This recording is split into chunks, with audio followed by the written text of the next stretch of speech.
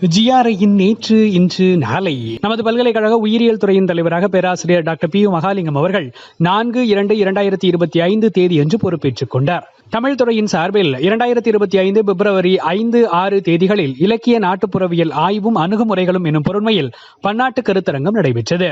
Trichy Saint Joseph கல்லூரியில் 7/2/2025 அன்று நடைபெற்ற கலைப் போட்டிகளில் நமது பல்கலைக்கழக கல்வியியல் மற்றும் தமிழ்துறை மாணவர்கள் கலந்து கொண்டு நடனம் மற்றும் நாடகத்தில் பரிசுகளை பெற்றனர். 2025 பிப்ரவரி 7 அன்று ஜிஆர்ஐ வேலைவாய்ப்பு மையம் மற்றும் மதுரை சங்கர் IAS அகாடமி இணைந்து சிவில் சர்வீஸ் தேர்வுகள் தொடர்பான பயிற்சியை நமது மாணவர்களுக்கு வழங்கின. இந்த நிகழ்ச்சியில் திண்டுக்கல் வட்ட வன பாதுகாப்பாளர் காஞ்சனா IFS, சங்கர் IAS அகாடமியின் மேலாளர் அர்ஜுன் நாதன் ஆகியோர் உரையாற்றினர். சேலம் பெரியார் பல்கலைக்கழகத்தில் நடைபெற்ற கல்லூரிகளுக்கு இடையிலான போட்டியில் கணிதத்துறை மாணவர்கள் கலந்து கொண்டு வெற்றி பெற்று ஒட்டுமொத்த புள்ளியில் 2ஆம் இடத்தை பிடித்தனர். 3ஆம் ஆண்டு பிகாம் பயிலும் கூட்டுறவுத்துறை மாணவர்கள் தாடிக்கொம்பு தொடக்க கூட்டுறவு கடன் சங்க செயல்பாடுகளை பார்வையிட்டு பயிற்சி பெற அழைத்துச் செல்லப்பட்டனர்.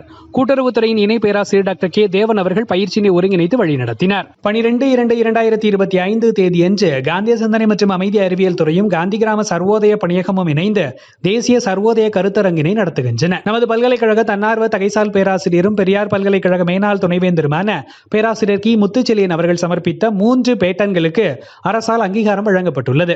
இதனை பாராட்டி பேராசிரியர் கி முத்துச்செழியன் அவர்களுக்கு நமது மாண்புமை துணைவேந்தரின் பஞ்சநதம் அவர்கள் வாழ்த்து தெரிவித்தார். பொருளாதாரத்துறை நடத்தி வரும் தொடர் சொற்பொழிவின் 10வது நிகழ்வில் சென்னை மிட்ஸ் நிறுவன பேராசிரியர் டாக்டர் ஆனந்தகுமார் அவர்கள் பொருளாதார தத்துவம் மற்றும் வெளியீடுகளின் வழி பொருளாதார வளர்ச்சியை மறுபரிசீலனை செய்தல் என்னும் பொருளில் சிறப்பு சொற்பொழிவாற்றினார்.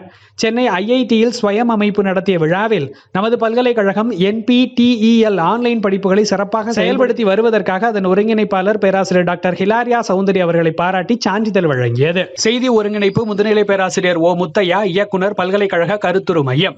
செய்தி வாசிப்பாளர் மா சதீஷ்குமார், இயற்பியல் துறை. ஒலிக்கலவை வெங்கடேஷ், வாழ்நாள் கல்வித்துறை. உங்கள் துறை செயல்பாடுகளும் இதில் இடம்பெற வேண்டுமா? நமது centre for public image building CPIB வாட்ஸ்அப்பில் நிகழ்வுகளை பதிவேற்றம் செய்யவும். நன்றி.